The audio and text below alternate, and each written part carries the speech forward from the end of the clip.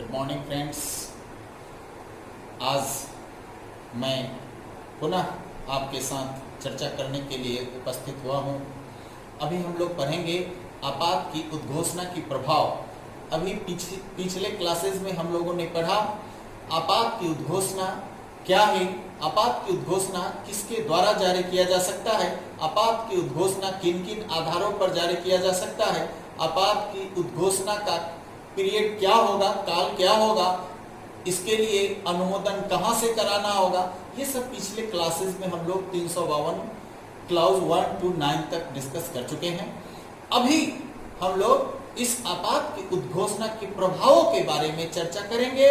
ये बहुत important topic है कि उद्घोषणा का, आपात की उद्घोषणा का, प्रोक्लामेशन ऑफ इमरजेंसी का क्या प्रभाव होगा, क्या क्या हो सकता है, इस पर हम लोग चर्चा करेंगे। तो आइए देखते हैं, समय को बर्बाद ना करते हुए। और हाँ, आप लोगों से आग्रह है कि आप लोग लेटेस्ट अपडेट वीडियोस के लिए, हमारे क्लासेस की वीडियोस के लिए हमारे चैनल को सब्सक्राइब जरूर करें और प्ले स्टोर से हमारे भारद्वाज जुडिशियल क्लासेस ऐप को डाउनलोड जरूर करें। वहां भी आपको study materials, live video, live class video, study material, online test series की सुविधा आपको वहां से उपलब्ध हो जाएगी। आते हैं, अब हम लोग बात करते हैं आपात की उद्घोषणा के प्रभावों के बारे में। Effect of the proclamation of emergency.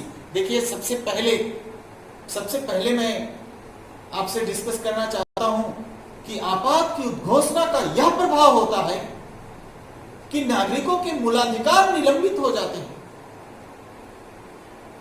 लोकतांत्रिक व्यवस्था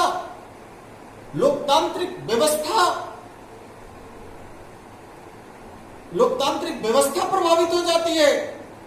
चुनाव स्थगित हो जाते हैं। जब चुनाव स्थगित होगा तो लोकतांत्रिक व्यवस्था आपका प्रभावित तो होगा ही। आपके मौलिक अधिकार निलंबित हो जाते हैं। इस प्रकार हम लोग पढ़ेंगे कि आपात की उद्घोषणा का क्या प्रभाव होता है। एक से बढ़कर एक प्रभाव के बारे में देखेंगे, संवैधानिक प्रभाव के बारे में देखेंगे, लेकिन इसके लिए आपको मेरे साथ शुरू से लेकर अंत तक बने रहना होगा एवं मैं पार्ट वाइज पार्ट इसकी चर्चा करूंगा। इसलिए आपको इसके बाद भी लेटेस्ट अपडेट वीडियोस को भी देखना पड़ेगा, तब आपात की उद्घोषणा को, पूरा प्रभावों को हम लोग समझ पाएंगे। अभी हम लोग यहाँ देखते हैं, आप देख रहे हैं संघात्मक व्यवस्था एकात्मक रूप ले लेता है। यहाँ आप देख रहे हैं संघात्मक व्यवस्था एकात्मक रूप ले लेता है। ये आपात की उद्घोषणा का प्रभाव है कि संघात्मक व्यवस्था एकात्मक रूप ले लेता है। इसका क्या मतलब है, इस पर हम लोग चर्चा करेंगे। आप देखेंगे कि हमारा जो संविधान है वो संघात्मक संविधान है। हमारे देश की व्यवस्था संघात्मक व्यवस्था है। यहाँ संघात्मक क्या है, एकात्मक क्या है, ये फिर हम लोग दूसरे वीडियो में चर्चा करेंगे, दूसरे क्लास में चर्चा करेंगे, वहां आप देखेंगे। लेकिन यहाँ हम लोग आपात की उद्घोषणा को प्रभाव देख रहे हैं और यहाँ एकात्मक रूप ले लेता है। यहाँ जो डबल सरकार है, यहाँ जो दो सरकार है, दो रूल है, दो गवर्नमेंट है, ये दो गवर्नमेंट का जो कॉन्सेप्ट है ये समाप्त सी हो जाती है। समाप्त सी हो जाती है। सारी शक्तियां यूनियन में वेस्ट कर जाती हैं। कैसे वेस्ट करती है उसको हम लोग अभी देखेंगे आपात की उद्घोषणा के प्रभाव में। और दूसरा आप यहाँ देख रहे हैं लोकतांत्रिक व्यवस्था प्रभावित हो जाती है। इसलिए कहते हैं लोकतांत्रिक व्यवस्था प्रभावित हो जाती है क्योंकि चुनाव टल जाते हैं, चुनाव रुक जाते हैं। आपने पढ़ा है पिछले क्लास में कि लोकसभा का कार्यकाल बढ़ा दिया जाता है, यानी चुनाव रुक जाता है। चुनाव लोकतंत्र का मूल तत्व है। चुनाव, जब चुनाव ही नहीं होगा तो लोकतांत्रिक व्यवस्था प्रभावित होगा ही। दूसरा है मूलाधिकार प्रभावित होते हैं। स्वाभाविक है, आपके फंडामेंटल राइट सस्पेंड होते हैं तो प्रभावित होते ही हैं। देखिए, इसके लिए हम लोगों को ये अनुच्छेद पढ़ना पड़ेगा। हमने आपको यहाँ लिस्ट दिया है, अनुच्छेद 353, अनुच्छेद 354, अनुच्छेद 358, अनुच्छेद 359, अनुच्छेद 250, अनुच्छेद 83(2) का। परंतु यहाँ पे हम लोग आपात की उद्घोषणा के संवैधानिक प्रभावों को समझने के लिए इस अनुच्छेदों को हमने रेफर किया है, जिसको हम लोग बारी बारी से पढ़ेंगे। और आज हम लोग चर्चा करने वाले हैं इस वीडियो में अनुच्छेद 353 के बारे में। अनुच्छेद 353 क्या है, तो अनुच्छेद 353 जरा देखते हैं। जब आपात की उद्घोषणा प्रवर्तन में रहती है, देखिए अनुच्छेद 353 यानी जो संविधान का अनुच्छेद 353 है, इसका प्रयोग कब होगा? जब आपात की उद्घोषणा प्रवर्तन में रहती है। तो क्या होता है प्रवर्तन में रहने के दौरान? देखिए, executive power of the union, संघ की कार्यपालकीय शक्ति। फिर हम लोग अगले वीडियो में चर्चा करेंगे संघ की कार्यपालकीय शक्ति क्या होती है। Executive power of the union, आपको एक एक पॉइंट का, जितना पॉइंट है सभी पॉइंट्स पर आपको लेक्चर मिलेंगे।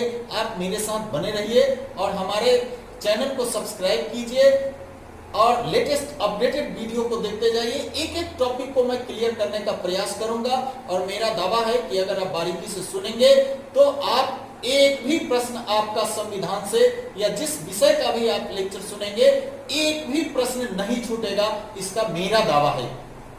अभी आइए देखते हैं executive power of the union, संघ की कार्यपालकीय शक्ति किस प्रकार विस्तारित होती है। देखिए, यहाँ एक्सटेंड हो जाता है।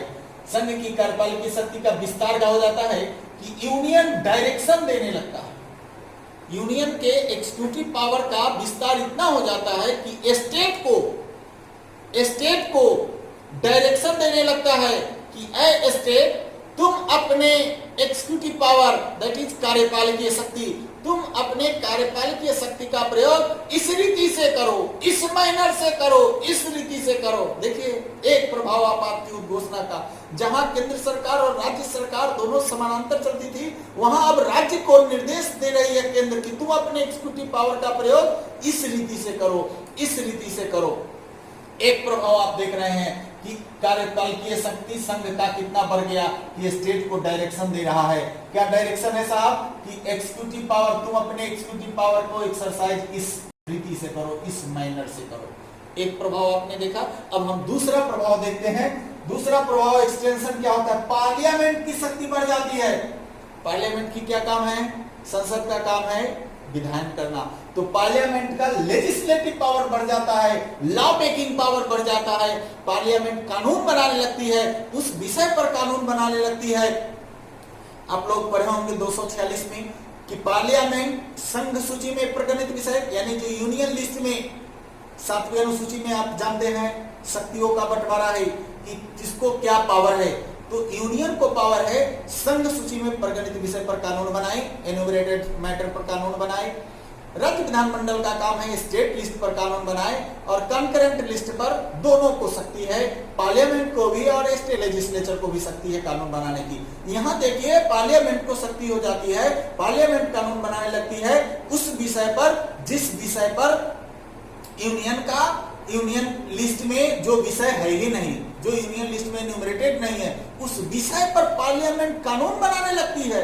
इतना ही नहीं, इंक्लूडिंग इसके साथ साथ यूनियन और उसके ऑफिसर्स को पावर कन्फर किए जाते हैं, ड्यूटी इंपोज किए जाते हैं एवं यूनियन और उसके ऑफिसर्स को ऑथराइज किए जाते हैं पावर और ड्यूटी कन्फर करने के लिए।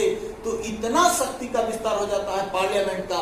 देखिए, पार्लियामेंट का law making power, legislative power बढ़ जाता है, संसद की विधायी शक्ति का विस्तार हो जाता है और इस सब्जेक्ट मैटर पर हो जाता है जो सब्जेक्ट मैटर यूनियन लिस्ट में एन्यूमरेटेड नहीं है, पार्लियामेंट को उसमें कानून बनाने की शक्ति हो जाती है और यूनियन और उसके ऑफिसर्स को पावर कन्फर किए जाते हैं, ड्यूटी इंपोज किए जाते हैं। यूनियन और उसके ऑफिसर को पावर कन्फर किए जाते हैं, ड्यूटी इंपोज किए जाते हैं या पावर कन्फर करने के लिए, ड्यूटी इंपोज करने के लिए ऑथराइज किए जाते हैं। ये आपने पढ़ा। दूसरा प्रभाव, हम लोग अभी आपात के उद्घोषणा के प्रवर्तन में रहने के दौरान प्रभाव पढ़ रहे हैं और हम लोगों ने अभी दो प्रभाव पढ़ा। एक पढ़ा कि यूनियन के एक्जीक्यूटिव पावर का विस्तार हो जाता है, राज्य को डायरेक्शन देने लगता है कि तुम अपने एक्जीक्यूटिव पावर का प्रयोग इस रीति से करो।